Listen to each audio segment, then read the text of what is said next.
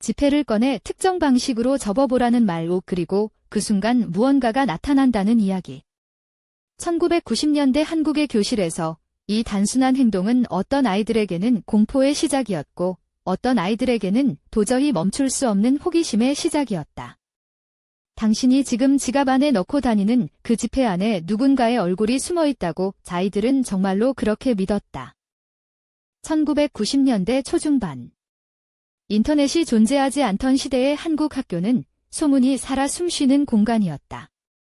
쉬는 시간 10분이면 교실 하나를 가득 채운 이야기가 복도를 타고 흘러나가 다른 학교로 번졌고 일주일이 지나기 전에 다른 도시에 닿았다.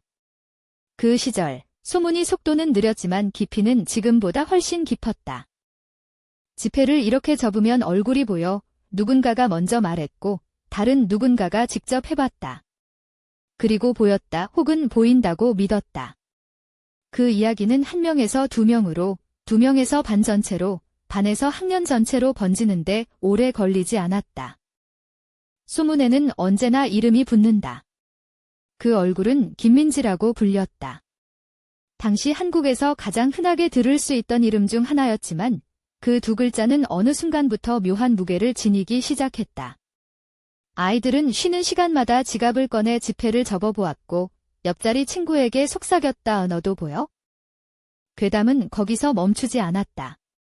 시간이 흐르면서 이야기에는 살이 붙었다. 김민지는 단순히 지폐 안에 존재하는 얼굴이 아니라 억울하게 비극적인 죽음을 맞이한 소녀라는 이야기가 덧붙여졌다고 전해진다. 죽음과 결합된 괴담은 훨씬 강력하게 퍼진다. 그것이 이 이야기의 첫 번째 법칙이다. 한국조폐공사는 화폐 도안에 특정 개인의 얼굴을 삽입한 사실이 없다는 입장을 밝힌 것으로 알려져 있다. 화폐는 국가의 신뢰를 담보하는 공식 문서이며 그 도안은 엄격하고 공개된 절차를 거쳐 승인된다. 그러나 공식 해명이 나왔다고 해서 이미 퍼진 괴담이 사라지는 법은 없었다. 오히려 공식 부정이 또 다른 의혹의 연료가 되기도 한다. 실제로 지폐를 특정 각도로 접거나 빛에 기울이면 영암의 경계가 맞닿으며 무언가처럼 보이는 형상이 나타날 수 있다.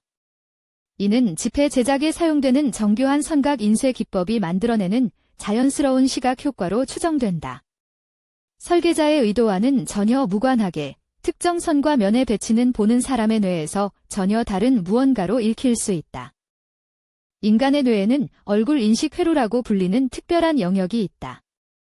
2개의 점과 선 하나만으로도 뇌는 그 안에서 얼굴을 찾아내려 한다. 이 현상을 연구자들은 파레이돌리아라 부르는데 구름 속에서 동물을 보거나 나무 껍질에서 노인의 얼굴을 발견하는 것과 정확히 같은 원리다. 지폐의 복잡한 도안은 이 기제가 작동하기에 충분한 아니 어쩌면 너무 충분한 조건을 갖추고 있었다. 그렇다면 수백만 명의 아이들이 같은 지폐의 같은 부분에서 비슷한 형상을 발견했다고 주장한 이유는 무엇일까? 하나의 유력한 설명은 기대 효과다. 이미 얼굴이 있다는 말을 들은 뒤 찾기 시작한 사람은 결국 찾고야 만다. 뇌는 자신이 보고 싶은 것을 현실 위에 덧입히는 놀라운 능력을 갖추고 있으며 그것은 의지와 무관하다. 첫 번째 가설은 이것이 완전한 집단 착시라는 것이다.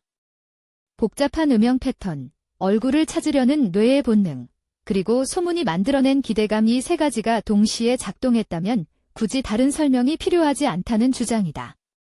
그러나 이 가설이 쉽게 답하지 못하는 부분이 있다. 왜 하필 그 지점에서 그 형상이 그 이름으로 불렸는가? 두 번째 가설은 누군가가 실제로 도안 안에 무언가를 숨겨넣었다는 것이다. 실제로 세계 곳곳의 화폐와 회화에서 의도적인 숨은 이미지가 발견된 사례들이 존재한다. 그러나 김민지 괴담과 관련해 이 가설을 뒷받침할 구체적인 물증은 지금까지 확인된 바 없으며 조폐공사의 다층적 검수 과정을 감안하면 그 실현 가능성 자체에도 의문이 제기된다. 세 번째 가설은 사회적 심리적 관점에서 접근한다. 도시전설은 사회가 말하지 못한 공포와 불안을 상징적으로 표현하는 방식이라는 연구들이 있다. 1990년대 한국 사회는 빠른 경제 성장과 함께 치열한 경쟁, 사회적 소외, 그리고 묻혀가는 개인들의 이야기가 공존하던 시기였다. 이름 없이 사라지는 사람들, 들리지 않는 목소리들. 어떤 연구자들은 김민지라는 이름이 그 모든 것을 상징하는 그릇이 됐을 가능성을 제기한다. 하지만 어떤 가설도 이 괴담의 모든 부분을 깔끔하게 설명하지는 못한다. 집단 착시로는 왜 하필 집회인가, 왜 그 지점인가에 충분히 답하지 못한다. 의도적 삽입설은 물증이 없다. 사회 반영론은 설득력은 있지만 왜 이 시기, 이 이름, 이 집회였는지를 특정하기 어렵다. 수십 년이 지난 지금도 이 괴담의 정확한 발원지와 발원 시점은 끝내 추적되지 않고 있다. 가장 오래 남는 질문은 이름에 관한 것이다. 김민지, 한국에서 흔하디 흔한, 너무 평범해서 오히려 누구든 될 수 있는 이름. 어쩌면 바로 그 평범함이 이유였을지도 모른다. 친구의 이름일 수도 있고, 사촌의 이름일 수도 있고, 심지어 자신의 이름일 수도 있는 그 이름이어서 괴담은 더 가까이 파고들 수 있었을 것이다. 괴담에서 이름은 단순한 라벨이 아니라 공포를 현실에 고정시키는 다이다. 도시전설은 죽지 않는다. 인터넷이 등장한 뒤 김민지 괴담은 새로운 형태로 살아남았다. 블로그와 커뮤니티 게시판에는 나도 봤다는 증언이 올라왔고 집회를 직접 접어 사진을 찍어 올리는 사람들이 생겨났다. 매체는 바뀌었지만 이야기의 핵심은 그대로였다. 보이는가, 안 보이는가, 그리고 보는 자와 보지 못하는 자 사이의 경계. 정보의 속도가 빨라질수록 어떤 것들은 오히려 더 빠르게 익힌다. 하지만 이 괴담은 달랐다. 한번 심어진 의심서 집회 안에 무언가 있다는 감각은 해명을 들어도 완전히 사라지지 않았다. 인간은 자신이 본 것을 믿으며 자신이 믿은 것을 본다. 그 순환이 깨지지 않는 한 괴담은 계속 살아있다. 지금 이 순간에도 이 괴담의 시작점을 정확히 아는 사람은 아무도 없다. 누가 처음 집회를 접어 얼굴을 발견했다고 주장했는지, 왜 김민지라는 이름을 붙였는지, 그 최초의 목격자가 정말로 무언가를 보았는지, 아니, 보았다고 믿기로 선택한 것인지조차 판단할 방법이 없다.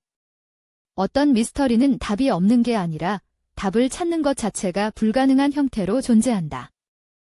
당신도 지금 지갑 안에 지폐를 가지고 있다면 꺼내보라. 특정 방식으로 접어 명암이 엇갈리는 부분을 바라보라. 그리고 스스로에게 물어보기 바란다. 내가 지금 보고 있는 것은 도안의 패턴인가, 아니면 내가 보고 싶었던 무언가인가. 그 경계선이 바로 이 이야기의 핵심이고 어쩌면 모든 도시전설의 핵심이다. 이것이 수십 년째 답을 찾지 못한 괴담, 집회 속 김민지의 이야기다.